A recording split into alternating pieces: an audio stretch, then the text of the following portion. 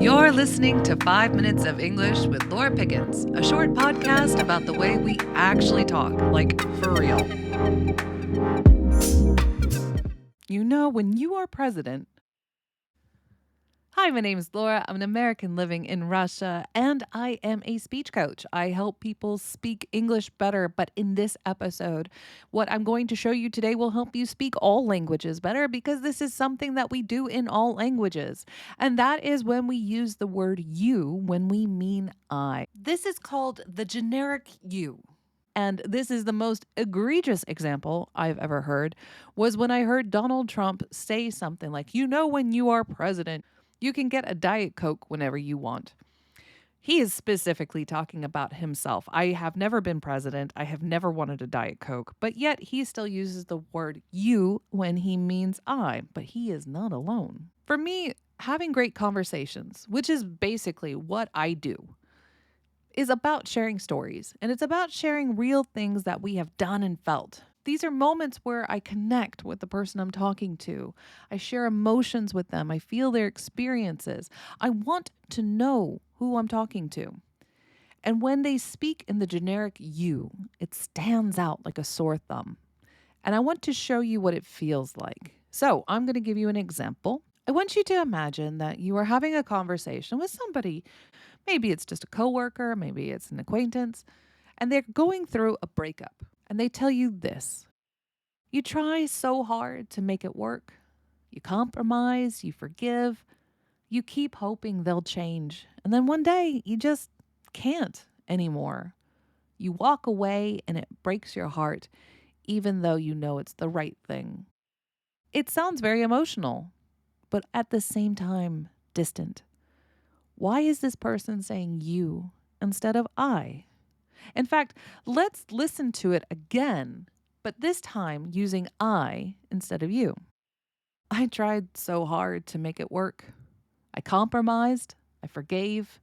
I kept hoping he would change. And then one day I just couldn't anymore. I walked away and it broke my heart, even though I knew it was the right thing.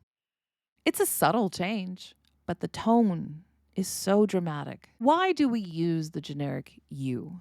And I do mean we as in not just English speakers or Russian speakers, but we as people. When we use a generic you, what are we doing? Well, I think the first thing we are doing is we're setting established norms. We think that this is what happens in all breakups. And I am just confirming, yes, breakups hurt. It hurts you. It hurts me. It hurts all of us. Your experience is the same as my experience. But it's not just establishing universal truths. It is confirming and validating their experience as universal. When I switched from you to I, it became more vulnerable. I'm not just expressing this universal truth that happens to everybody. I'm telling you about something bad that happened to me. This vulnerability opens you up for scrutiny and for judgment. When we say you, we almost separate ourselves out of the situation so it will be looked at objectively. There's also this fear of, I don't want to be weird or unusual. I want my experience to be the universal one, the one that we all feel, so that I don't seem like a weirdo. It comes from a lack of self-acceptance. Because someone who accepts themselves understands that the emotions that they feel to any kind of experience are valid, just as they are. But with this language, when you use the generic you, there's doubt that what you feel and what you went through was the right way to do it. Another reason we use the generic you is because we're desperately wanting that connection. We want that person to feel what we feel. Because ultimately, when we share stories with people, when we share our experiences and our emotion, it's because we want them to feel what we felt, because that's what makes us feel seen and heard. And unfortunately, we feel like we have to do some kind of trick like this to get people to care about us. The more meaningful way to do this is to speak with vulnerability and to speak with I, to be honest about what you've gone through. And with this, we give a person that we're talking to a chance to truly experience what we experienced, as opposed to validating, yeah, that sounds like a very normal experience.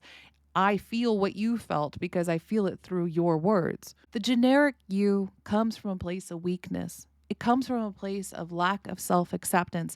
It comes from a place of desperation to feel connection. And the answer to all of these problems is simply to say I in place of you.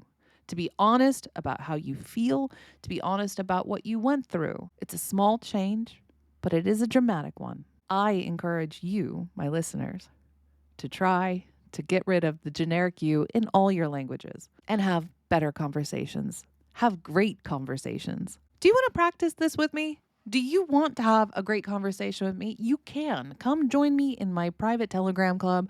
The link is in the description. We have live events all month long where you get to interact with me, where we have live streams every month, where we get into a workshop about improving our way we speak to each other, the way that we have great conversations, the way that we can use English as a tool for what we want. We have weekly scenarios that we run that are based on skits. They're real fun, but they also dive into the purpose of the emotions behind the things that we say. And we encourage our audience to participate with us. I regularly hold my Blood on the Clock Tower games, which is a workshop in and of itself, how to use language to build trust, build relationships, and to persuade, which is one of the main reasons why we talk. You can do all of that in my Telegram club. Check out the link in the description, and I will see you guys next week.